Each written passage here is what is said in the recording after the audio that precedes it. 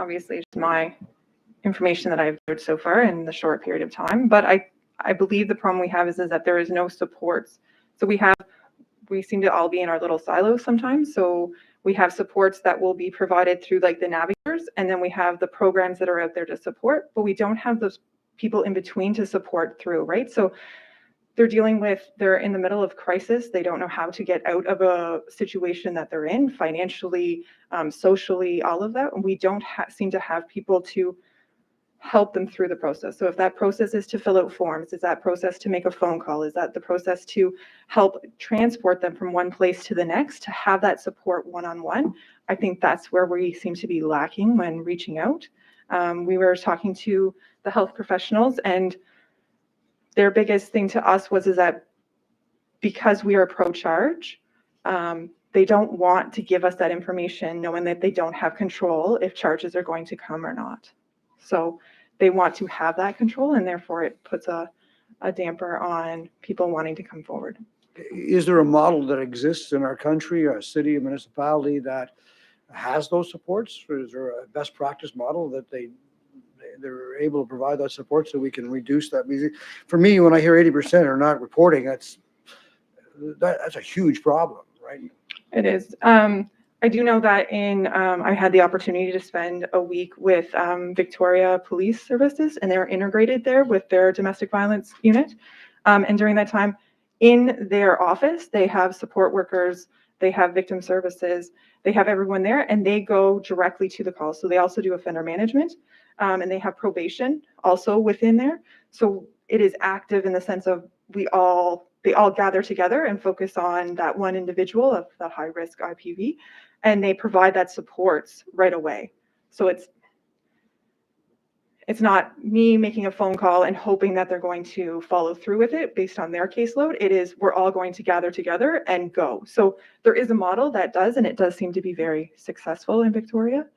And that is potentially the hope for HRD eventually. Very interesting, because a number of us on this commission are actually going to a Border Police Commission conference in Victoria.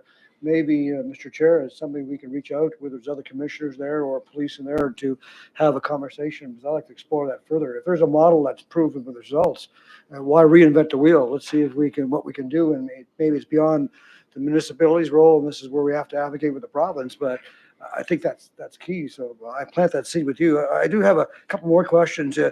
You alluded to, or someone alluded to case review here, and last meeting here, I'm very curious on the case review model that you folks have at RCMP, and the model that, and I believe HRP are still new at that model. Do you have any stats of a number of cases that have been reviewed and any results of that? I mean, I know I was putting you on the spot, but do you have any of that data at all today? I do not have any of that data here with me. No, maybe at a future chief superintendent, that if you're able to give us just a little bit high level of that data, that'd be appreciated. Any data, because the municipality here, we're the size of Prince Edward Island, and unlike many municipalities across this country, we have a very large urban and extremely large rural area. Are there any stats around inter-apartment violence are the numbers higher typically in a rural area versus an urban area? I understand urban areas might have a bigger concentration of population, but are there any stats around the rural areas having maybe at percentage-wise a higher inter-apartment violence case file? Sorry, I didn't mean to put you on the spot, but I might have to come back to you, Chair, to the Commissioner with those specifics. As you know, the RCMP in HRM operates in a suburban, rural model. We would have to work with our partners with HRP to compare the two, but we would be happy to come back. Yeah, I would, and if we're able to, I think that the data is important, right? So we have the data, we can make decisions and we can advocate in certain areas, but I think that data will be really useful. Thank you for the presentation, both of you, Mr. Chair. Vice Chair Kent. Yes, thank you, Mr. Chair. Thank you. Thank you for taking this on, and you and your colleague. It's a heavy lifting environment. There's a lot of moving parts all the time.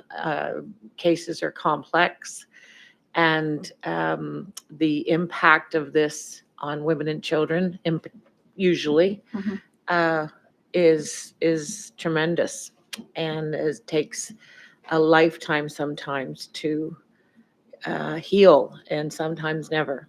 And children are certainly impacted. I have more remarks I'd like to offer, but I just need a better understanding of what you and your partner's mandate is again. So I understand. I don't want to put you on the spot for some questions. It's early, and I just want to make sure I understand what it is that your role is, so that I can then make remarks that are helpful. And yeah, let's start there, and then, Mr. Chair, with your indulgence, I'd like to then offer some comments. Thank you. So right now our unit is, so because we're reviewing an oversight, Yes. it is for us right now to identify the gaps that are happening within our patrol level to what is happening beyond that. So with the charges, the court process, and then moving forward and how those gaps are coming, right? So when we get the initial report, we want to make sure that the patrol level is doing everything possible that they can do in that environment that is high stress with multiple calls coming, right? So that's just for us to make sure that that's what's happening, and identifying those gaps. Like I said, could just be providing training to our members to make sure that they are doing the trauma-informed approach, as well as identifying those markers. So because we look at all of those files, we just kind of have a better understanding on that overview. Okay, good. That's really helpful. You and your role is one piece of supporting the people who are involved in these scenarios, right? Yes.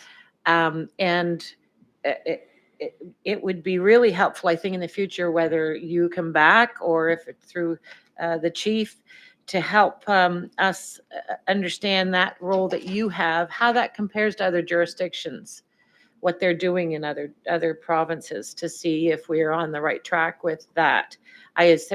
All of what you're doing is going to be helpful, but I just think I want to know, are we? So it's going to be there that we're going to have the biggest impact. Your oversight for your officers, really important, because we need them to play a role. In some cases, though, we have systems already in place that criminalize the victim, and that's the Department of Justice. I don't know if I saw them on that piece, but and this is helpful maybe to the chiefs as well, when you're thinking about how our officers are experiencing out there, is not every, and the pro charge has its positives, but the negative is exactly what was said today, that women are afraid to report because they're afraid to get caught in a system that might criminalize them, that might put their children at risk, because DCS is then paying more attention. That once they're in that system, it's very, very hard for them to get out. It's a long and onerous process at a time in their lives when they're already worn out from surviving in a domestic violence situation, in partner situation. So that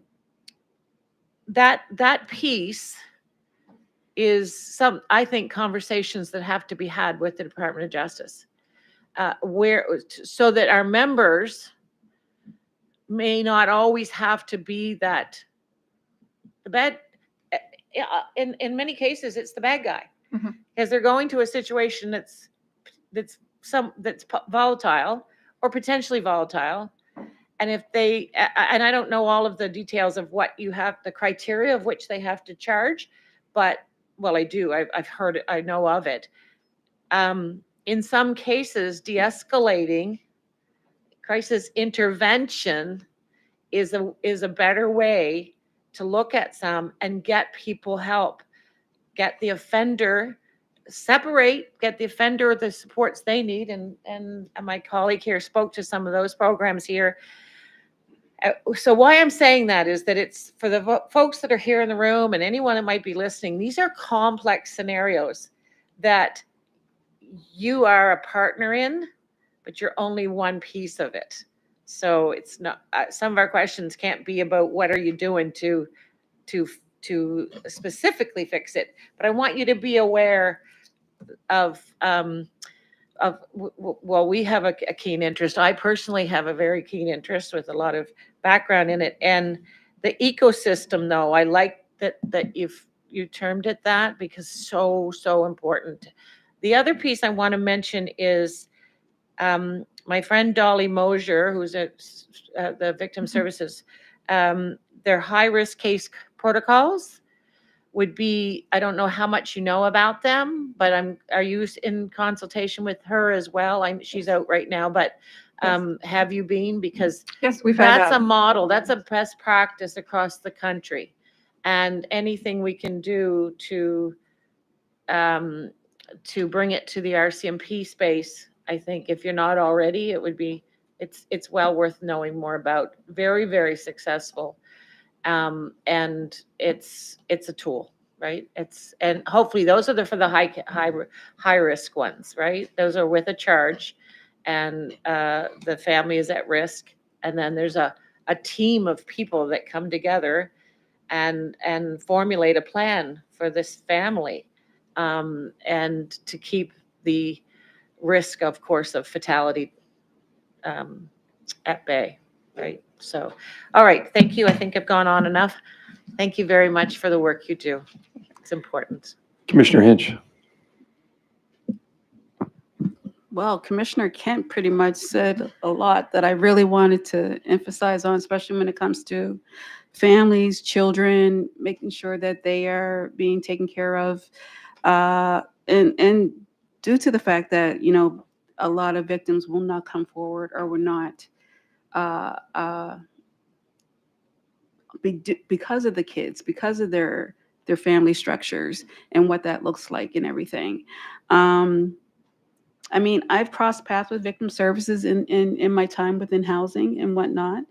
I still don't believe in all that their model represents, because again, when I sense something high, I believe there should be more done. And this is just my personal experience dealing with housing in those natures. But I thank you, and the more partners that we have on, the better it is, and hopefully that we can come together and definitely make it so that the victims that don't want to come forward will come forward.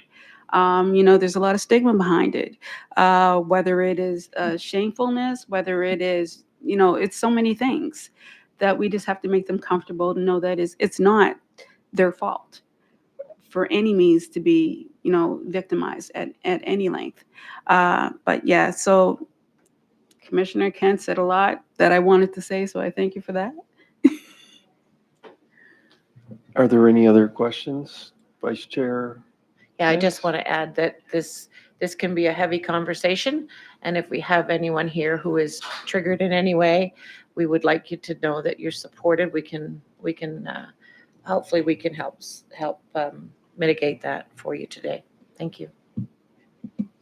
Thank you. So barring no other questions, thank you kindly for the presentation. Thank you. Most informative.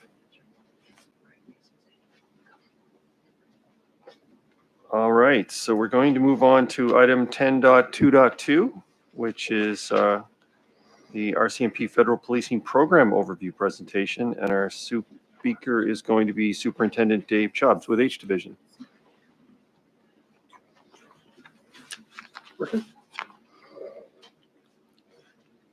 Are you the MC today, sir? I am. Okay.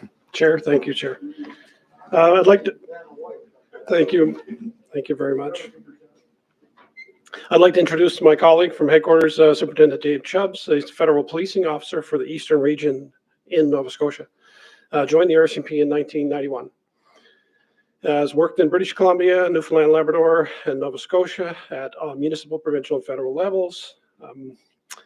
He's also been the non-commissioned officer in charge for specialized teams, and was also detachment commander and the executive officer for Nova Scotia RCMP's commanding officer.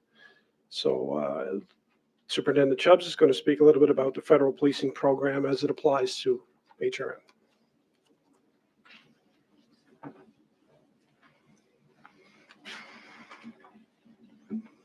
set up here. Thank you, everybody. I appreciate the invite today by Jeff and his team, and it's a real privilege to be here and speak to the board. So again, yeah, I've been around for a long time in policing, as you can tell. Been very fortunate though in my career, and just to start off by saying that I worked CID here, integration. I worked with the deputy there in the past over the years. Have a good relationship with the Halifax Regional Police, and I'll tell you right now, it's a very top-end police department, and they bring a very good reputation in policing, in the policing environment. So it's been an honor to be a part of that, and it's nice now to come back and serve here now in Nova Scotia in the umbrella of the federal policing. And I'm just going to give you a highlight of what federal policing has to offer and what our contributions are here in Nova Scotia.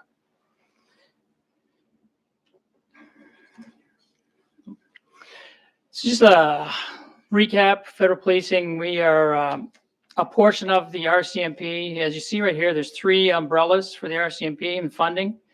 Contract policing, which is what you have here, is your uniform, your patrol, your frontline officers. That's your contract side of policing. Then you have federal policing, which is what I'm going to talk about. And then you have your specialized police services. For those who don't know, your specialized police services is the RCMP is responsible to provide services to law enforcement agencies throughout Canada. So those services would include your forensic lab, your CPIC, which is your centralized police information center. It's also a data center, like your fingerprints, all that. We're responsible for all that. Responsible for the DNA data bank. That all falls under our specialized police services. Some of the other ones would be like your violent crime linkage analysis system. All that is responsibility of federal policing. When the funding comes out from the government, 2/3 of the funding goes towards contract policing. The remaining 1/3 of funding is for federal and specialized police services. So you can see the distribution of the budgets. And then for federal, we have to support the specialized, and then we get our budget accordingly to do our federal investigations.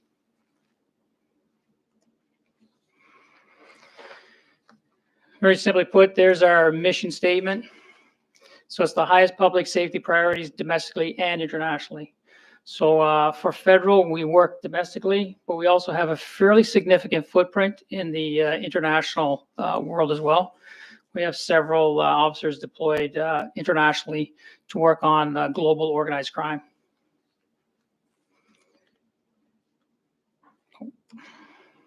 So what they found in the national headquarters, they did a scrub, and they found that most of the threats, the highest level threats, the larger organized crime groups are located in 4 areas. And it really breaks down to 4 provinces. And those are the larger provinces. So it would be Quebec, Ontario, Alberta, and BC. So in alignment with that, federal policing has now broken into 4 distinct regions. So now we're broken into regions across the country. Eastern region, Central region, you have Northwest and Pacific. So the maps kind of highlight where we are. We fall under Eastern region. So that's going to be Quebec and all of Atlantic Canada, reporting into one regional commander.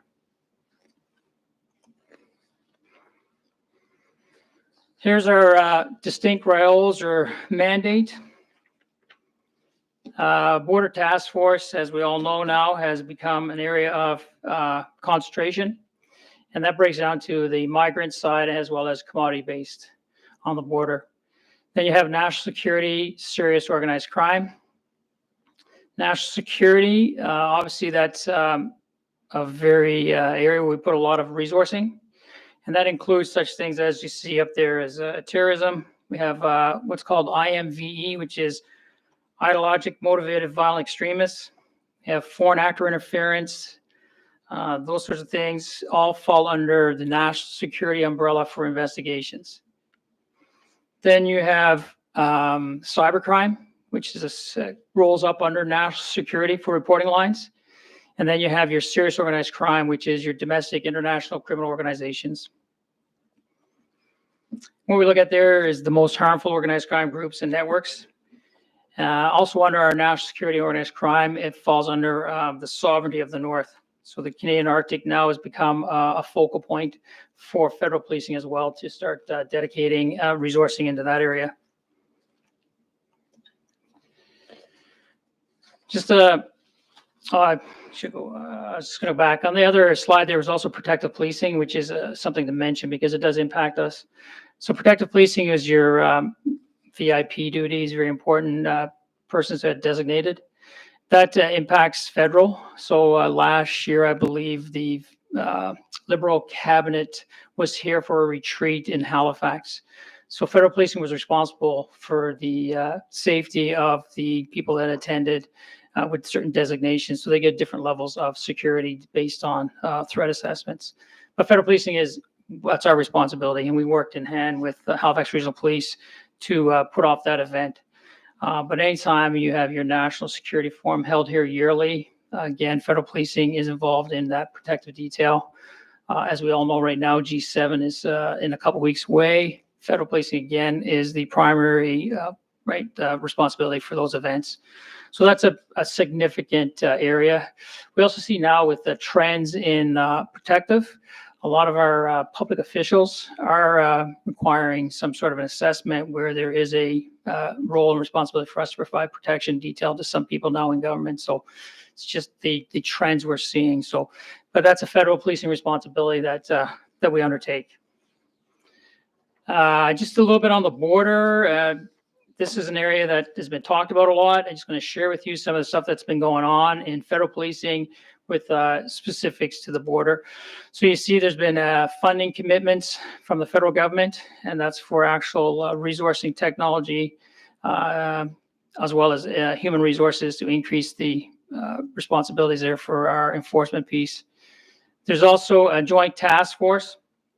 That task force is looking at internally. So they're looking at the 4 provinces, setting up task force, which would be Ontario, Quebec, and Alberta and BC, again, as your bigger provinces where they'll have independent task force focused on fentanyl and on opioid in relation to the border.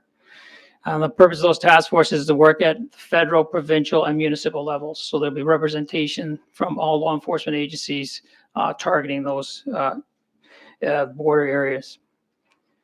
You also have the creation of a strike force. So the strike force is being worked on. The RCMP is the lead agency to work with the United States and Mexico on an international fentanyl and opioid intervention.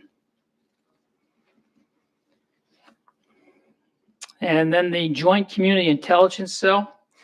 Again, this is a big area of importance to federal policing is our partnerships. So these joint intelligence cells are through other government agencies as well, and the RCMP is just one participant in these events. In this case here, we would work with our other federal partners in intelligence sharing and moving around of information from one agency to another. As you all know, there is a fentanyl SAR that they identified, Kevin Barrasso. His work is, again, as a whole of government approach. So not just the RCMP, he's responsible for all arms of the government that will be impacted by the border and the enforcement there. So he's been stood up, he's in place now, and he's been engaged in a lot of our meetings at the higher level. What it means for the Eastern region is a dedicated now team from Quebec through down to New Brunswick, all the way down to Nova Scotia, Newfoundland, PEI.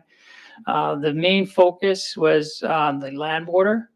And as we know here in Nova Scotia, we don't have the challenge of a land border, but we do have a marine domain here.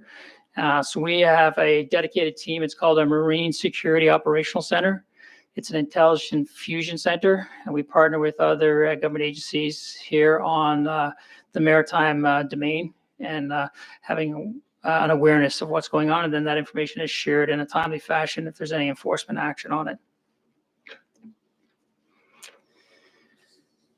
A little more of a practical, what is it we do federally in support of Nova Scotia? Here are some of the services that we will provide and support the contract and the municipal partners within the province. There's a list of them: digital forensics, major case management, which is your e-disclosure, crime analysis, surveillance, physical electronic, our explosive disposal unit, legal application assistance team, covert operations, protective technical services, and security engineering section. So those are, if there's a need within the frontline policing to support, those are the sections that federal will provide the support on to assist in investigations. Mostly these are all operational branches of the federal program. And in closing here, just on some of the challenges. Again, federal is looking at the most serious and complex criminal threats, and that's done through prevention, detection, and investigations. Sometimes disruption is a tactic we use as opposed to always a prosecution. We also challenge, we all know, right? Criminals and organized crime make use of technical advances. They exploit a lot of things, and that's the challenge, is to keep up on those technical challenges by technologies that can counter what they're doing. So that we're seeing it in cryptocurrency, AI, artificial intelligence is now starting to be used by organized crime. And we also see our changing demographics, as well as the geopolitical situation causes an impact on how we do our business. And that's it for my high-level recap, but open to any questions that the board might have on federal policing and contributions we're here in Nova Scotia. Thank you. Vice Chair Kent. Thank you very much. Thank you for coming in to talk to us. This is it's good for us to hear about all of the federal programs. I think just to remind folks that the money that is in the contract that we have with the RCMP, every time we support the police, we are actually, every officer that we get and we pay for includes this. And that's a piece that is sometimes diluted in conversation. I just want to throw that out there. Put the two pieces together. You mentioned the way that it's broken down, the work that, and so are you the regional commander for this, or is this what's called H Division? And is that Commissioner Daly? So a very good question through the chair and commissioner, but yeah, very good question. The structure. So we are changing our structure. So the structure is going to be, now we have a commanding officer for federal policing. That commanding officer is out of Quebec. And then we have for our structure, we have a crops officer. So that'd be equivalent to our chief soup here that runs the Atlantic. And then each province has a representative federal policing officer, which is my role. So now each province is represented. So wouldn't use H Division anymore. We are Eastern Region, and then we're either Quebec, or we're Nova Scotia, or we're New Brunswick, or we're Newfoundland, or we're PEI. Tell me it isn't so that we've lost Commissioner Daly. No, he still does. Okay. Remember I showed you the first That's slide? what I'm trying to. Yeah, trying the to first fit slide that has your in. contract. Yeah, They're separate. Federal is separate. got you. Okay. So we have two right. streams. Right. Stream Okay. over here, which says CO, right? Our Assistant Commissioner Okay, Daly. got you. He runs all your contract side. Yeah. And our commanding officer is Assistant Commissioner Roach. He takes all the federal. Okay. And thank you for that. That's just want to clarify it. When we get good ones, we want to keep them. Just saying. I'll pass that along. He's very well respected. Yes. And you had mentioned at the beginning that our HRD, I think, is our reputation is strong across the country. No doubt it is, and I appreciate you putting a period on that, because we're very proud of them. I certainly am. I can speak for myself. The work that is being done here. We are also, I think, we can be proud of the work that our colleague here, Bill Moore, is doing in his role as commissioner, which is evolving our integration. We have a really good state of affairs, I think, now to be innovators in the way that we're working, and so I think you're going to see that reputation only get better. So that's good. I'm really proud of that. I want to take a moment to just put a little point on the elected officials protection. Councillor Mancini and I and Councillor Hinch We are in public roles as our counselors. It's certainly doubled here working with policing. I had the pleasure and the honor of being an MLA in the past, and I can quickly tell you about an incident that I had in my constituency office with my constituency assistant. I happened to be in my office, and she was out front, and a person came in that was very belligerent and very aggressive and left her shaken, and I could tell. So I came out, diffused it, but we were both left with this feeling of there's something wrong here. And she was very, very much she felt very at risk and afraid. So I reached out to my RCMP, I live in Eastern Passage, reached out to my RCMP folks. And within half an hour, 20 minutes at the tops, we had one of your folks come into our office, got all of the information. Turns out that this gentleman lived in Eastern Passage and was wanted across the country for targeting elected officials. So that's how close to home that can come. And we are seeing an escalation of elected officials being targeted and being physically in danger, and sometimes they're being threatened in many different ways. But I thank you for the work that the work that you do in that way, and I hope I never need it again. I hope you don't either. It's awful. Mr. Mancini. Thank you, Mr. Chair. Superintendent, thank you for the presentation. Thank you for your service. Very informative. I'm sure when I looked around the room, when you said part of your responsibility for the federal policing is cybercrime, well, a lot of eyes got big in this room because, as we know what's happening in Nova Scotia and Nova Scotia Power, it's hitting home to many taxpayers and residents of this province. I'm surprised that when you describe your responsibility in areas that I didn't see hate crime. And as we see hate crime, we have organized groups that go across the country now, and they travel, so if you could speak to that. And the other piece too is that when you talk about the border, I didn't see any focus on guns. So, here we have the President of the United States making claims about fentanyl. We know the percentage points and we're now spending billions on the border, which is great. But yet, what about the guns? The deputy chief talked about the guns in the past year here in HRM, and those numbers, whether it's a year, is still concerning. And I bet if I asked the deputy chief, there's a lot of guns that they haven't found yet. And many of them are coming from the United States. So I'm just surprised that hate crime and guns is not part of the responsibility for your team. Again, through the chair and Commissioner, good observations and good questions. A couple things. Hate crimes falls under, for us, it'd have to get to the level of the national security umbrella. And to get there, it's the ideologic motivated violent extremists.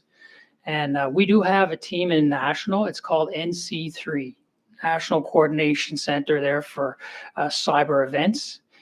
They have civilian as well as law enforcement there that monitor and are, alive to these malware attacks and, what's happening now here in Nova Scotia. So they do provide assistance, and they will, reach in and assist on what they can on the technological side of things.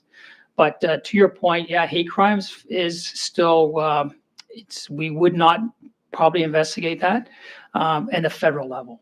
But we would certainly, work with our partners, whether it's the RCMP or municipal police agencies, to assist them. But they would be the lead on it. We would assist, but we'd look at it from a different lens of the national security lens of the violent extreme, the lone wolf, or you have now designations for terrorist groups. So most recently, the government announced 7 cartels, and they've identified those 7 cartels as now terrorist groups. So guess what? We're not looking at them from serious organized crime. We might now look at them from a national security investigative lens to do enforcement on them. Sorry, Superintendent, 7 cartels that are recognized to be operating in Canada? Is that what you mean? No. No, sorry. Explain that, please. So Sorry. I'll explain that again. So the government of Canada has identified through Public Safety Canada they've identified 7 cartels that now have been listed as terrorist groups. Oh, I understand. That's So right, yeah. some are here, Yep. but not all 7. And again, just for your awareness, is that we're seeing at the federal level, the global trends now, for organized crime is that you're seeing Canadians living abroad, committing organized crime and facilitating with, cartels or like-minded organized crime groups in Europe to facilitate, bringing drugs into Canada, bringing guns into Canada, which leads to your second question Right. on the commodities. So I told you border looks at the migration patterns and illegal people coming into Canada. And the second thing is commodities, which would be firearms. Okay. So here in Nova Scotia, I know I work, in my previous days in integration, I worked on the Guns and Gangs unit. So we are working in federally with, we're not blind to that. We will take a commodity. So we look at organized crime. So we don't really chase commodities. I'll look at an organized crime group from an investigation, and whatever their commodities, whether it's cocaine, whether it's hash, whether it's opioids, whether it's fentanyl, whether it's guns, we don't look too much at the commodity as the organized crime group. And then we attack that group to dismantle that group and prosecute that group. But to your point, though, we have a strong relationship with the ATF, the alcohol, tobacco, and we also work with Homeland Security. Good partner to the point now where we have a representative from Homeland Security embedded with us in federal policing here in Halifax, because there's an opportunity to share the intelligence and share the information. And so I'll give you an example, and I don't want to take all your time, but here's a quick example. Federal policing, we had Homeland Security said, hey, there's someone on the dark web trying to buy gun components for a ghost gun, and they're living in Nova Scotia. So we're like, okay, we'll look at that from a federal lens because that's the international component. So we open up, we do an investigation into that, and we're able to, through our means and methods, identify and then go and arrest the person here in Nova Scotia who had a 3D printer, who was printing guns, and then who was putting the component parts to make it work, right? So we do look at firearms. We do investigate. The relationship we have with the ATF is we try to source back where these guns come from. So Dean and his team will seize a gun on the street here, and then we work with our firearms center to find out if we can trace the origins of those guns. And what we're seeing, again, just for your awareness on trends and patterns, they're called straw purchases. So legitimate people a lot of times will go down to the States to purchase guns lawfully, to bring back into Nova Scotia and resell them on the street. That happens. So they're not all sourced from crime. Some are through organized crime group and then who is in Moncton. So geography plays a bit of a role here because of the separation. And that's why it's important that we, meaning my role as a federal policing officer, we maintain that footprint. And same thing, we have a number of federal policing resources that are dedicated to Nova Scotia. And we target things that are associated and connected to Nova Scotia, but at the federal level, right, within our mandate. And that's kind of why we restructured and changed a few things in the Atlantic, because sometimes we would not be on so much of our mandate. We'd come off the mandate to do other things that weren't really, were helpful, but not as, would take the largest threats. So I hope that answers your question. Thank you, Superintendent. My question would be related to when we thought about having a presentation to learn more about policing services. It really came out of the issue that, we're a large port city, we're growing, and our crime stats didn't necessarily represent all the criminal activity that was occurring in our jurisdiction. And it was shared that, the functions that federal policing are playing are investigating and working on files, and they're in our community working on topics and case investigations. Can you dimensionalize how many resources are working here in our area, our community? How many cases are we working? Just can you give some context to that? 'Cause Sure. I appreciate the description of the services, but I don't have an awareness still of, what are the level and concentration and occurrences of threats in our community as it relates to federal related topics? Thank you. Well, again, great question. And to respond to that, to Chair, is, we have over 100 resources, right? Federally dedicated resources here in Nova Scotia. So we're well established here. And then with regards to investigations, we do a number, we don't get into the actual probably figures, but just put it in context, like the investigations we do are complex and long. So, we take a project on, that could be a year-long project. And that's what, it's not so much the actual numbers quantitatively as about the quality of the investigations, because you are targeting organized crime.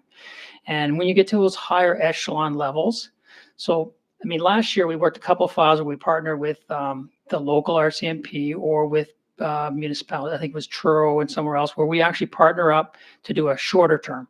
So a short term for us could be 4 months, 6 months. And it targets organized crime, but at more of the local to interprovincial levels, right? So we do those investigations, and then but normally you have a couple of bigger projects on the go all times. And then you have national security comes in and out, meaning that there might be a notice come from a different agency saying that you have somebody here you might want to look into and investigate. So those are going on all the time in the background that we're doing ongoing assessments and investigations. Then you layer on that, you have our protective detail. So as we're continually doing our investigations, all of a sudden somebody says they enjoy Halifax, beautiful city. A lot of our elected officials do make regular trips to here. Last year, 3 months ago, we had representatives from France meeting in Quebec, and they wanted to come down to Halifax because there's a submarine of theirs at port here. So again, this is out of, a last minute for us, but for federal, this is what we do. So when you say what kind of engagement what are we doing? We're doing a number of different things at a number of different times, throughout the year. And that kind of constitutes some of the things that we would be engaged in. I don't know if that helps answer your question. It helps. It's trying to dimensionalize it just to see, what sort of resources, the resourcing numbers were most helpful. Just a follow-up question. So when it came to, the Nova Scotia Power incident and attacks on critical infrastructure occur all the time, are there obligations that our critical infrastructure providers, must reach out to our federal law enforcement agency? And do you take on a leadership role in helping to deal with that situation, or a supporting role? Oh, again, great question from the chair. So to your point, there is an obligation that, that if anybody's, compromised and it's involving critical infrastructure, that'll fall under national security.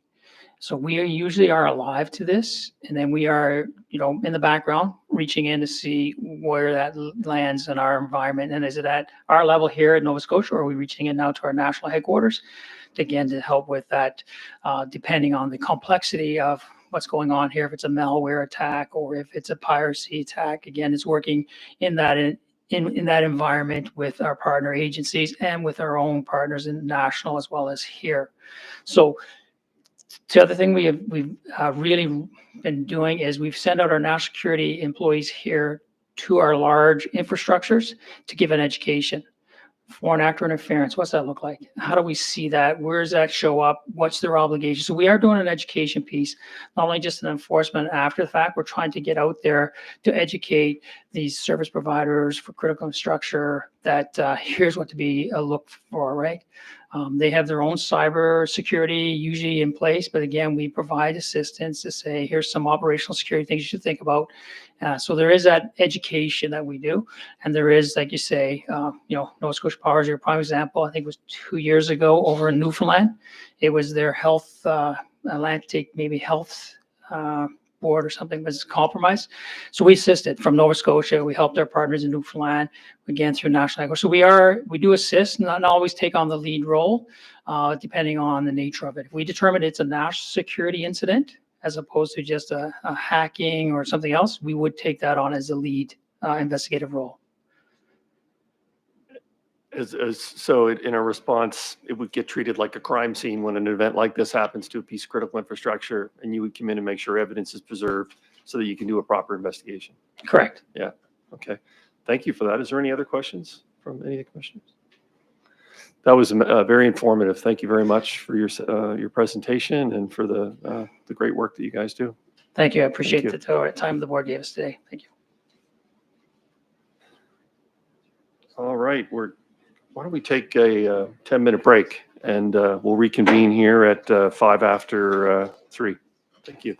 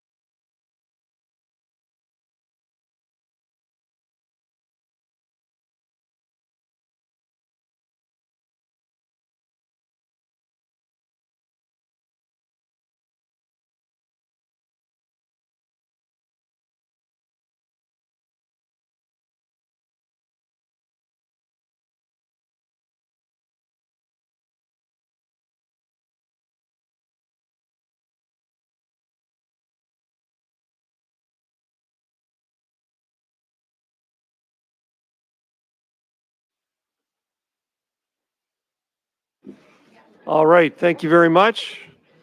We're going to reconvene here. We're going to move on to item 10.2.3, which is the formal adoption of the BOPC policy on matters of immediate strategic significance, otherwise known as critical point. Before commencing with any dialogue, we'll have to get somebody to put the motion on the floor. I'll do that, Mr. Chair. Thank you, Commissioner Mancini. Put the following motion on the floor that the Board of Police Commissioners for the Halifax Regional Municipality adopt the policy entitled Matters of Immediate Strategic Significance, referred to as critical point, for inclusion of the Board of Police Commissioners Policy Manual as outlined in attachment 1 of the staff report dated April 29, 2025. So moved. Thank you. Thank you kindly. And you do it so well, too. All right, before introducing Mr. Bates to offer him the opportunity to share a few comments, remarks on the policy, I would say that, we've kind of informally adopted a process of making these policies available on our website. So if those members of the public who are listening wanted to, monitor the website, they'll see that after a policy has been approved in draft, it's put up on the website, available for public input. That information funnels back and it comes out to all the board members. So if, as we move through this process and introduce future pieces of new policy candidate policy, proposed policies, it'll hopefully follow the exact same process. Mr. Bates, would you like to make some comments on this formal adoption process motion? Thank you. Sure. Yeah. Thank you, Chair. Josh Bates, Policing Policy Strategist. This one will be brief.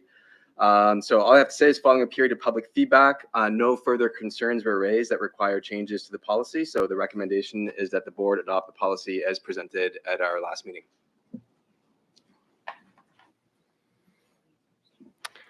Mr. Mancini. Yeah, thank you, Mr. Chair. Thank you, Josh, for this work. I'm just going to repeat myself from the last meeting. For me, personally, this is a really important one because I'm going to go back to the experience that I look at my colleague Becky Kent and I had as elected officials back in August 18th when the encampment was taken down at the old Memorial Library.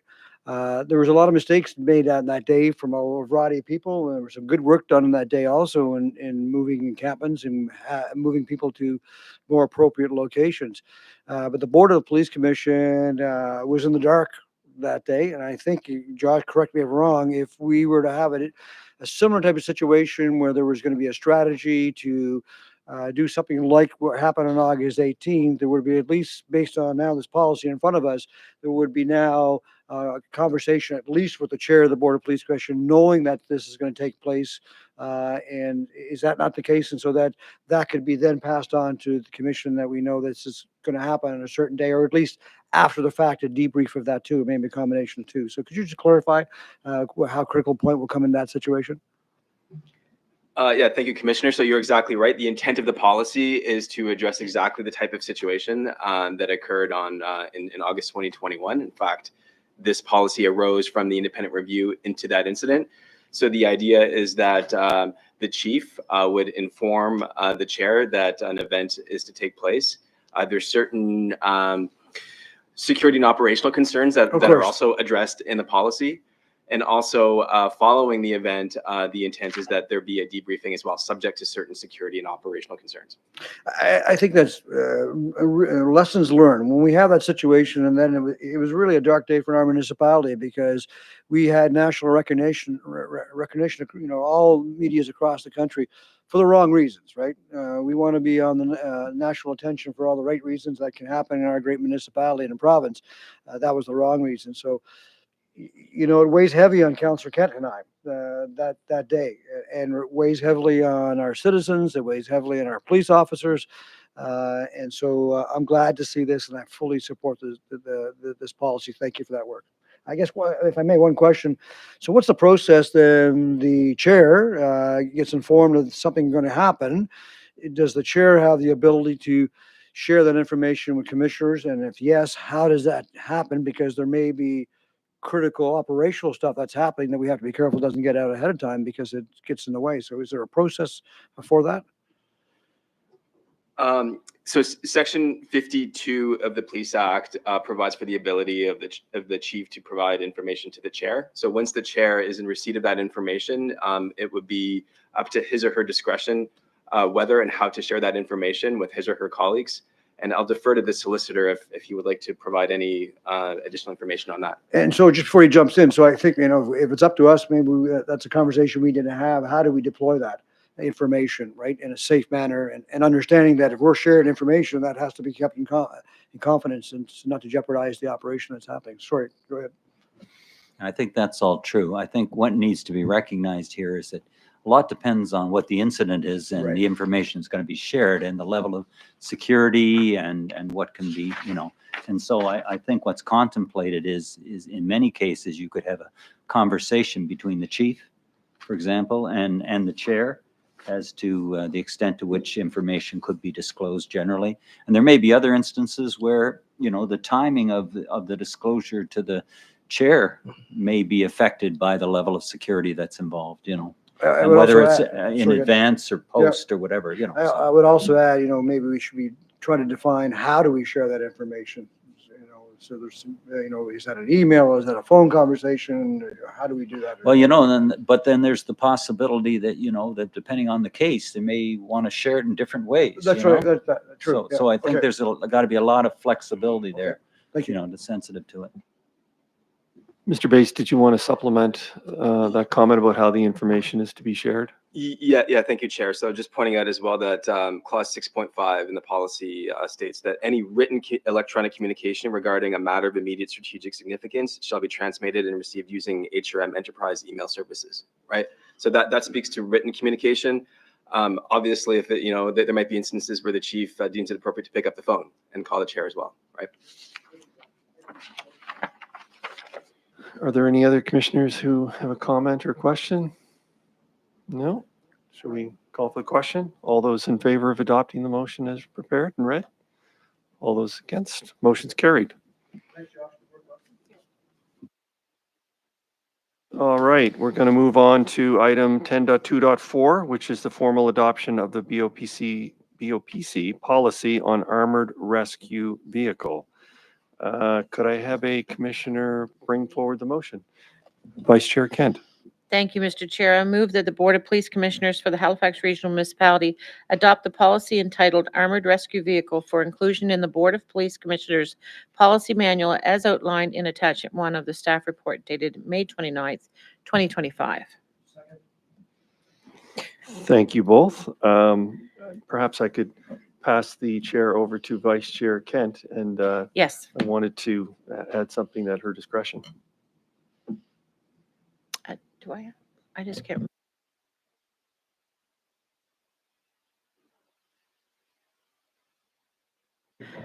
Okay, I have the chair. Commissioner. May I speak? Commissioner O'Malley. Thank you. Just since the original motion of May 29th that was, May 21st that was put out, there was just some additional clarity that we thought might be appropriate for the draft motion. So I'm going to propose an amendment to the motion, and I'll ask the mover and the seconder if they would consider that friendly or not. So that would be that the motion be amended after May 29, 2025 to include the following changes to the policy. That is that in section 4, that we add the critical incident commander and we provide a definition for it. And that means an HRP sworn officer who has successfully completed the Canadian Police College's Critical Incident Commanders Level 2 course and maintains valid accreditation. The CIC's role is to command, assess, coordinate, and manage critical incident program resources in response to a critical incident. In addition to that, item number 2 is that to change 6.4 as follows. The chief's officer shall ensure that the operational deployment of an ARV requires the approval and on-scene oversight of a qualified critical incident commander. Any request for deployment shall be recorded and include the date, time, location, and reason for the deployment. And at the end of section .6.13, that we add the following obligation. that the chief officer will make available a copy of the chief's relevant policy document to the chair, as well as any updates or revisions to that policy as they become officially released or issued.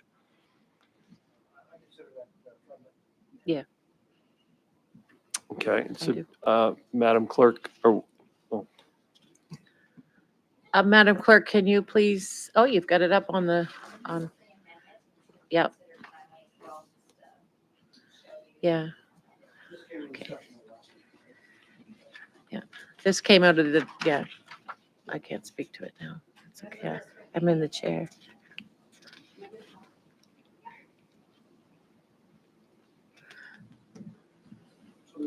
Okay, does anyone have any questions on this? Is there anything that our policy advisor would like to offer here? I could summarize the changes if that would be helpful. Sure. I Okay. think There's really, I guess,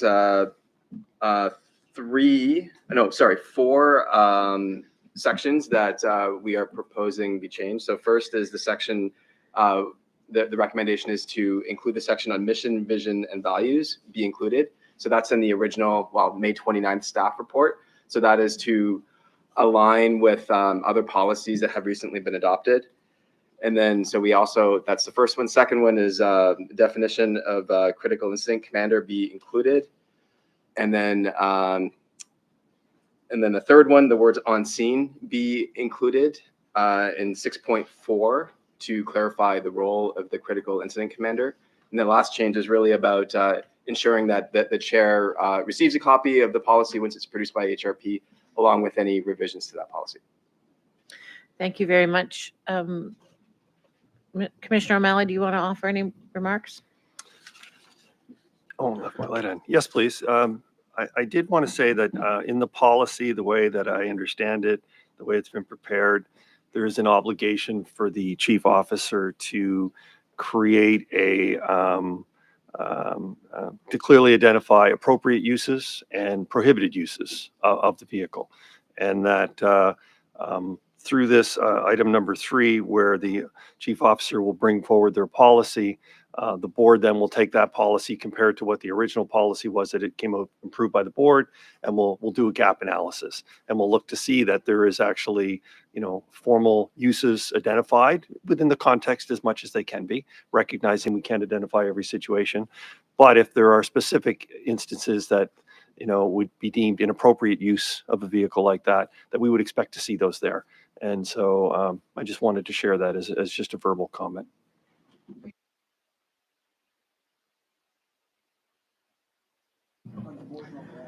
Motion, not on the amendments. Well, let's deal with the amendment. Oh, no, there's a friendly amendment, so we'll be dealing with the whole motion anyway. So go ahead, Commissioner Mancini. Thank you, Deputy Chair. So, just overall on the armored rescue vehicle, we've had lots of debate on this over the years, not just recently. And there was opposition to it. There was support to it. And I believe that the decision to purchase the armored rescue vehicle is a solid decision. I support 100%. The key to it is good, strong policy, which we now have in place. So I support that. It's critical we understand when the vehicle will be used, when it will not be used, how it will be deployed, and the fact that the Board of Police Commission has the opportunity to be debriefed on a regular basis of its usage is key for this commission. I guess my question is, maybe Josh, you could help me understand.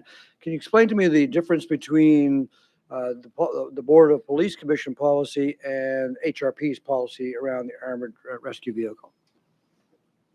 Certainly a good question, Commissioner. So the purpose of the board policy, and this is a process that's adopted by other police commissions across the country, is to produce a high-level policy that outlines principles that shall be included in a policy adopted by HRP. So it's very high level, right? So that's why we see sections around mission, vision, and values. Right. We're saying we want to see a list of approved uses and prohibited uses, but we're not including what those uses are, right? That's operational, and that's for HRP to determine. But we are saying we want to see those. We want to see a list, right? So it's high level. And then, as we heard previously, Once HRP produces their policy, we'll do a gap analysis to make sure that the policy they produce aligns with the principles outlined in the board policy. And do we know where the HRP is with their policy in the process? Are they?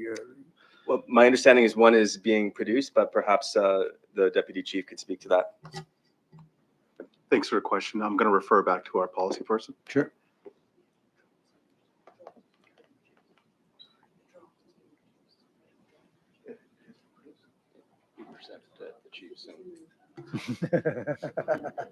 Sorry about that. So the draft has been produced. It's with the chief now. And so do we have a time frame? No. No No. time frame right Okay. now. And one last question, if I may. So do we know where we are? I think the RFP is closed. Is that not accurate?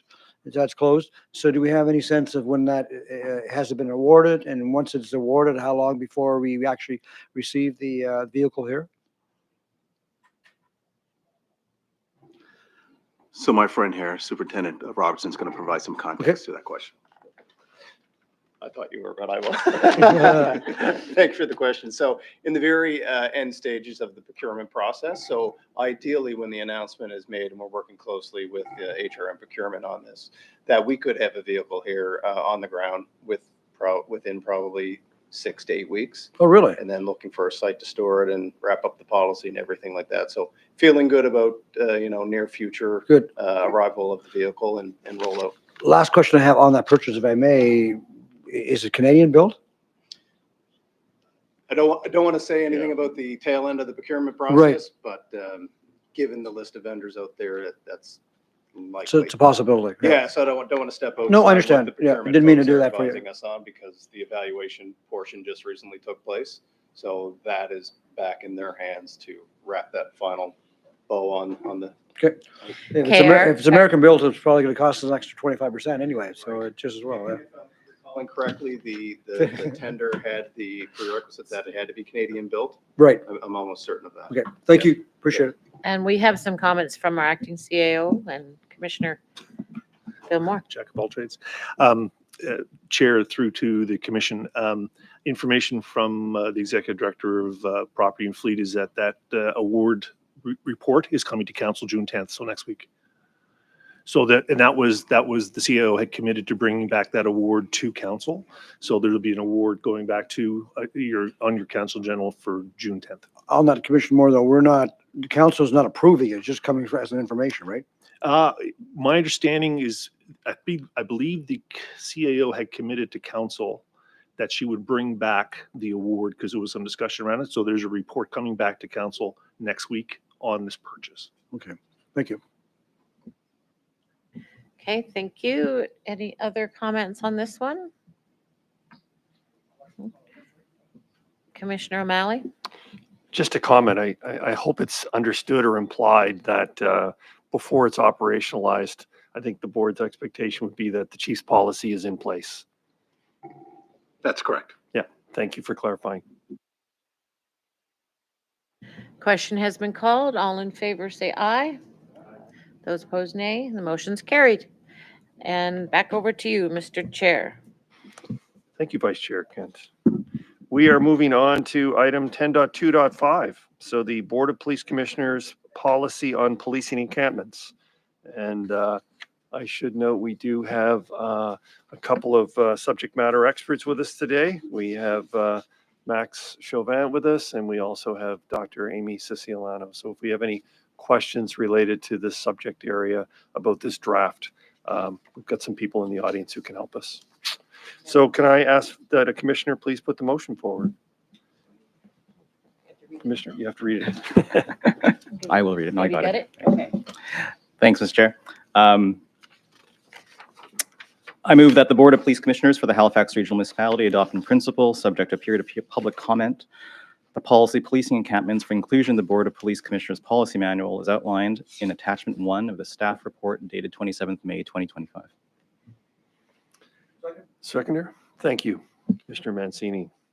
All right, Mr. Bates, would you like to share some comments on the item? Sure. Thank you, Chair. So this proposed policy was requested by the board and is also in response to recommendation 7 in the independent review into the encampment evictions that took place in 2021. It also addresses recommendation 4 in the independent review around committing to a human rights approach to address the needs of those who live in encampments, and recommendation 5 acknowledging the distinct relationship between Indigenous people and their land. The proposed policy emphasizes a compassionate and collaborative approach to managing encampments, focusing on the rights and needs of residents. Specifically, the proposed policy directs the chief to produce an HRP policy that is informed by the knowledge and experience of impacted parties, ensures relationship building is prioritized, outlines expectations around training, ensures the HRP is involved in certain critical encampment activities, confirms a process in closing encampments, including ensuring the process is civilian-led where appropriate and when available, and deems the HRP involvement in closing the encampment is a matter of strategic significance as per the policy that we previously discussed. And the last thing I'll reiterate is that, as the chair mentioned, the policy will be posted on the BOPC website for a period of, I believe, 2 weeks. And residents are welcome to provide feedback by emailing bopc@halifax.ca. Thank you. Thank you, Mr. Bates.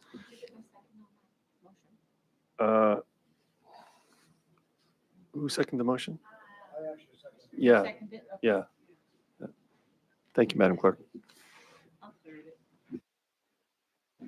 Any commissioners wish to speak? Yes, I'd like to. Okay, go ahead. Yeah. Thanks, Mr.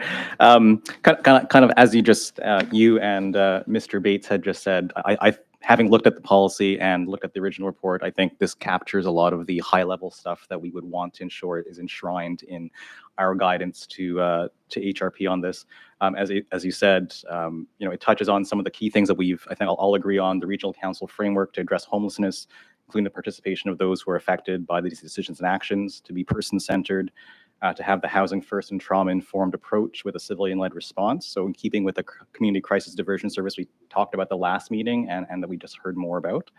There's also some specific points in there about engaging other sections or business units of the municipality, referring individuals to supports and services, and also protecting their personal property in case of a closure. So I think that also addresses some of the concerns that came out during the report. And then, of course, ensuring the focus on kind of core police business is still always going to be there, such as responding to alleged criminal conduct, recognizing that unhoused persons themselves are disproportionately affected as victims of crime too. So I think this is a good first step, and it kind of takes us along the path that we were talking about earlier about having a whole of community public safety approach to this very wicked problem. So thank you. Thank you, Commissioner. Vice Chair Kent, did you have? Yes, thank you. So I'm pleased to support this. I think it's time to be able to sleep. That event was the beginning of many nights of not being able to sleep because the concerns around people who are unhoused, homeless, living rough, it continues to be an issue. And I, as the board member, I'm really pleased to see that we are now moving in this direction. I do think that, we would be naive to think that we're not going to have big challenges ahead around this. And I know our police officers they were traumatized by a lot of this as well, what events that went down. And I know that the public has often said to us that we should be looking to change the way we deliver, and this is the beginning of that. We're giving direction to our police service to do things differently, and I'm happy to support that. We may need to do more around this. This is an evolving situation that cities across our nation and perhaps around the world are facing difficult times, and there's no particular end in sight. So we need to be adaptive and willing to revisit all of these kinds of policies, but this is a really good start. And I want to thank Josh Bates, our policy advisor. You put a lot of energy into this. You came when you first joined us. This was a particular policy that I think was near and dear to your heart from your background in social democracy and social issues that people face. So I want to thank you for that. Commissioner Mancini. Thank you, Mr. Chair. Yeah, his policy is extremely important for all the reasons that Councillor Kent mentioned. It's interesting. I just came back from a national convention in a larger city and looked around at their homeless situation. We had Max Chauvin speak to council not that long ago, and he'd say to us, when it comes to homelessness, we're actually leading the country in the way that we're handling homelessness. And I thought, really, are we really? Because we all know personally some of the challenges that we're having here. But, that one major city I just came from, I'm going, wow. We've got things, look, it's not perfect here, far from it. We have people still living rough in our communities. And then we still have people living rough in the communities next to neighborhoods that it's causing conflict. But when I saw, when I was in Ottawa, it was a different scenario. And so I'm pleased that we have this policy, because I also heard that in the city of Ottawa, if you're living rough and living in a spot, then police would come by and move you along. And I said, well, where do you move them to? It doesn't matter. They can't be here. That's what I don't want in our city. There's places where you can be, but if we have to be moved, there's got to be a place to move you to. So it's so important that we have that relationship with the province. If you give me a little leniency here, Mr. Chair, since we're talking about police and we're talking about encampments, I do have a question for the deputy chief. And lots of conversation around our encampment. Where we are right now, Dartmouth, in my opinion, has done more than its share when it's coming to homeless and encampments. Right? And I can list you all the things that are in walking distance from where we are right now. And so, the local council for this area, which is Councillor Austin, has been very supportive of those living rough. The question we have by many of our residents, Deputy Chief, is they'll say there is illegal activity going on in an encampment. We're talking about violence, and drugs, and the list goes on and on that's taking place in these encampments. And the perception that police aren't investigating those things. Can you share with us what is the police position on those types of activities, those perceived activities of illegal activity? And again, the perception is from the communities, police aren't investigating. It's obvious. They've watched it. They've seen it. They've videotaped it. It's happening. Could you just speak to that, please? Through you, Chair, to Commissioner, thank you for the question. Our divisional commanders work closely, obviously, with these type of things, with the citizens the communities that they actually are responsible for. So they take several complaints and stuff like that through just not only that particular community, but other communities. And they work through those processes in terms of what they need to do to obviously help, navigate those situations. I can tell you, when I was actually superintendent in charge of patrol, I worked very closely with Amy and Max on those type of issues, social issues, and looking for different solutions to try to fix it. We will obviously investigate any crimes that are occurring within any of our communities, and we will continue to keep doing that. I do believe through town hall meetings, we obviously have meetings and information is provided to us, but also calls are coming in to our organization, and we act upon those calls, understanding that we have to treat citizens obviously in encampments like we treat citizens in any other particular place, and we do so. And I appreciate you sharing that, Deputy Chief. I think it's important that we continue to speak about that, because there is that perception that is out there. And, encampments, unfortunately, are necessary. And I wish we could get rid of them. But when I say get rid of them, I mean having a place for people to go, right? We just can't move them on. But at the same time, I'll be honest, I wouldn't want to live next to an encampment. And for what's going on there. So it's important, if there is criminal activity going on, in my opinion, wear both hats as a commissioner and as an elected official, that we just want to make sure that they are being investigated for the safety of the inhabitants of the encampment and the safety of the neighborhood that's next to them. Thank you for your answer, Deputy Chief. Mr. Chair. Thank you, Commissioner. Commissioner Moore, is there anything that you wanted to supplement the commissioner's question with? What I would say is I think there's an ongoing discussion around how we measure impact in relation to, and we're doing some background discussions in just relation to call volumes in relation to tracking. So I think there's probably some more work to be able to help to quantify that. Knowing full well, and I just want to state that just because something is happening in an area doesn't necessarily mean there's a causal reference to someone who's living or experiencing homelessness. Right. There are other individuals Right, in there. no So question. so there's a line in there about being able to determine scope and breadth of incidents, but we need to be very, very careful that we're not somehow continuing to add stigmatization to those that are living in the unhoused. Yeah, and that was not my intent No, at no, no, all. I realize that. Yeah, And, yeah. and all I'm saying is that there's a piece around being able to measure that I think still requires some work, and that we're looking at different options and on how we can try to look at that. And if I may on that too, all orders of government played a role in this. Even though the mandate and responsibility is the province has stepped up dramatically. And the reason why probably Max Chauvin said that we're leading the country is because the province has stepped up, and I compliment them to. The piece that still we're not there is the mental health supports and the addiction supports, right? And when I was in Ottawa, I saw that quite clear, and I think we still need that piece to step up, right? Thank you. Thank you, Commissioner. Just before we go to Commissioner Hinch, Vice Chair Kent, would you like to share something?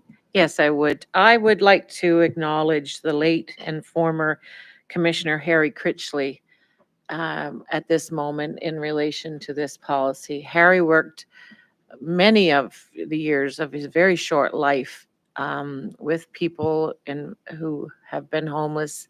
He brought that knowledge and commitment and passion to our table when he was a commissioner, and he worked very closely with our policy advisor and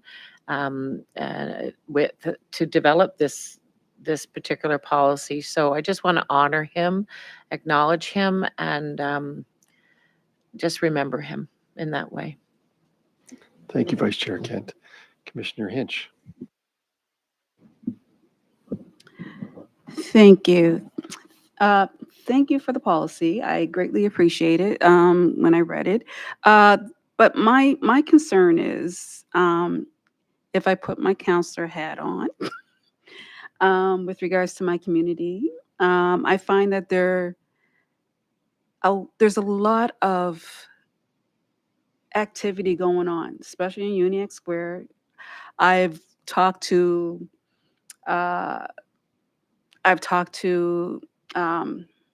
the residents there. I talked to, excuse me, because I get emotional at times, but parent resource centers, things like this. When I grew up in Uniacke Square, and it's not the same anymore. I don't see our kids running around freely like we used to have. I see a lot of trauma. I see a lot of things going on, such as addiction, such as homelessness. And I mean, they're not just in encampments, they're all over the place. Wherever they seem deemed to be, that's where they're at. And I mean, even in bus shelters, like it's all over the place. So is there anything that we can do to mitigate this or to try to, support these folks? Because again, they're coming to me, I'm getting emails every day with regards to they feel like they're not being supported by the police or anybody. They need support. They need help. So is there any possible way that we can help them out? Provide a little bit more information to the commissioner. Chair, through to the commissioners, I would say that some of the pieces that are in play, one would be the AIM team. So the after hours AIM team for those, primarily for those that are experiencing homelessness, to help support some of those pieces. But the AIM team and the work of the public safety office and in crisis response, I mean, there would be part of that would be an ability to meet people where they are and trying to provide them with some support. So I would say I would point to those, and certainly there's a proactive component. I know the CROs are doing their bit in relation to trying to. So do we have a perfect answer? No, but I would suggest that those are some of the pieces that we have presently moving forward. In addition to the ongoing discussion, as Commissioner Mancini talked about, in relation to the province. The province has now taken an all-of-government approach, including bringing a number of their units together to start to try to help additionally more out in the field. So those are some of the pieces that I would say coming together. Could we be doing more? Probably yes, but those are things that I think are in flight at this particular moment. I don't know, I just look at anything, Amy, you want to add on that, or even Max on that? Because I mean, it's not just in encampments. No, it's It's not. not. It's a broader piece than you're absolutely correct. And that's what I was trying to allude to in my comment earlier, is that it's there is a piece of it, but we need to have I guess an all of community approach, which is really where we're trying to go. And that would include, I know, even the next step broader than that, some of the things we're doing in relation to working with youth, the work that we're doing with transit and transit security. There's a lot of pieces that we're trying to bring those, what I would describe as previous as being potentially separate, silo types of approaches, into a much more comprehensive strategy to be able to provide resources and preventative. So, I mean, one of the things we talk a lot about their reaction to the problem that's here now, but there's a whole other piece of work in relation to their prevention. How do we get farther upstream, and how do we bake that in? And that'll be one of the areas that I think, if I could be, that when we talk about the strategic plan of the board and the strategic plan of council that's being renewed now, is looking at the preventative action. Like, response is part of it, but by the time we're in response, that means we've a whole bunch of bad things have already happened to the individual, to community. So I think having as much focus on the preventative upstream approaches, and that's, looking at it from that perspective, I think will set us up for maybe a bit more success into the future. Okay. Thank you. Are there any other questions before we call for the question? Okay. All those in favor of the motion to adopt this as in principle, which would then be put out for public comment, and we'll bring it back at a subsequent BOPC meeting. All those in favor? Excellent. Motion carried. I wonder, Mr. Chair, on that, if I can have a suggestion that when it goes out to public, if we can make sure that we can share that with all of council, so all of council would have the opportunity to push it out to their social medias and newsletters and all that, so that we can really make sure the community gets it. So that can be shared, that'd be great. Thank you. We'll try and champion that. All right, moving along in the agenda, we're on to 10.3.1. Commissioner Hinch, a staff report on the use of emergency alerts. Commissioner Hinch, would you like to put the motion that you've circulated on the floor, please? Yes, I would. Thank you. Motion that the Board of Police Commissioners for Halifax Regional Municipality direct the Chief Officer of the Halifax Regional Police and recommend that the officer in charge of the Royal Canadian Mounted Police Halifax Regional Detachment prepare a staff report outlining their policies governing the use of the emergency public alert, detail the number and nature of incidents for which such alerts were issued in the past 24 months, and the number and general nature of incidents in the past 24 months where an alert could have been issued in keeping with the governing policies but was not. Also, that the staff report could be in camera if required to accommodate any operational security concerns. Thank you, Commissioner. Is there a seconder for the motion? Thank you, Commissioner Bezic-Escalard. We'll move on to any comments or questions. Did you like to speak to it? Yes. So, I mean, I there are certain things that came up that alerted me to this, and I was just wondering why it hasn't, when is it used and when is it not used? So I look forward to whatever information that you all can provide me. And if we need to do it in camera, I'm fine with doing it in camera, because there are some questions that I do have, and hopefully I can ask those questions. So thank you. Thank you. Any, Vice Chair Kent, did you want to speak to the Yes, question? thank you. I'm happy to support this in general, for sure. I'd look forward to having a report like this. I do have a question about the last sentence, and I think the question is to both chiefs. The last sentence is where an alert could have been issued in keeping with the governing policies but was not. Are there circumstances where that can happen?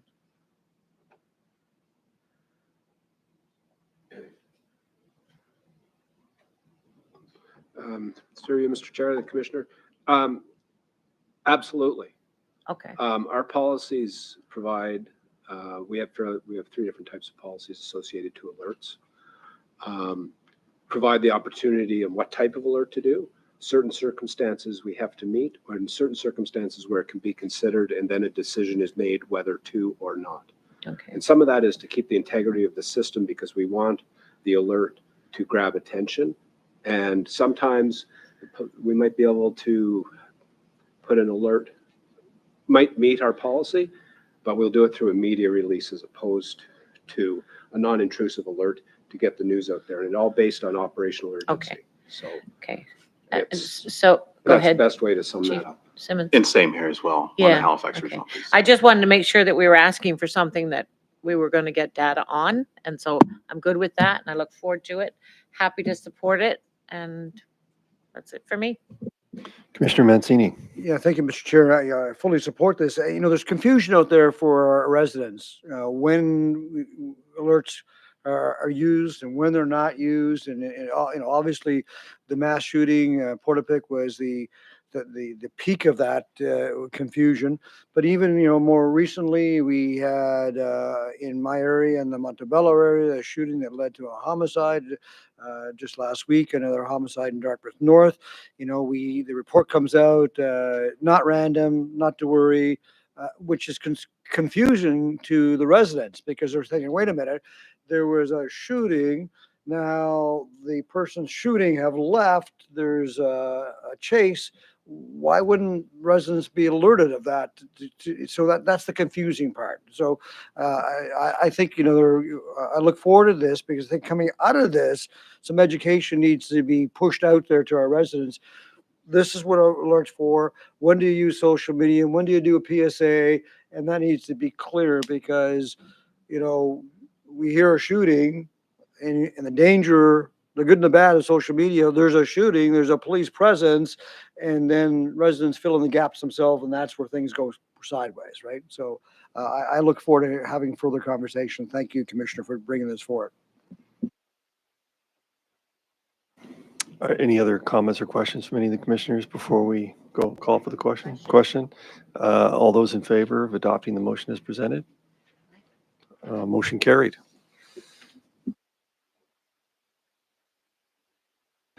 Just to comment on that, I would be most interested to see as well, what are the differences between the two approaches? I don't think it's probably fair that we have residents on one side of a line that follow one process and residents on the other that might be experienced or exposed and follow a different process for alerting. So it'd be interesting to see the gaps and to see how the processes vary. Are there any added items? Madam Clerk, no added No, items? Chair. And do we have any in-camera topics? I don't believe so. The commission on the minutes, if you like.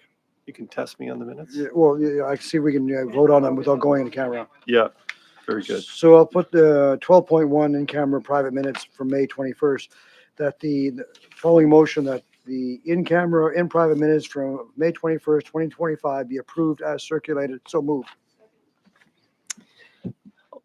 All those in favor of the motion? Motion carried. Any notices of motion? Any notice of motion, Madam Chair or Madam Clerk? Okay, and the date of the next meeting is a long way away, which is a good thing. It's September 3rd. So hopefully everyone enjoys a lovely, warm, sunny summer. Call for an adjournment. Thank you kindly. Motion adjourned. Have a lovely summer, everybody. When it arrives.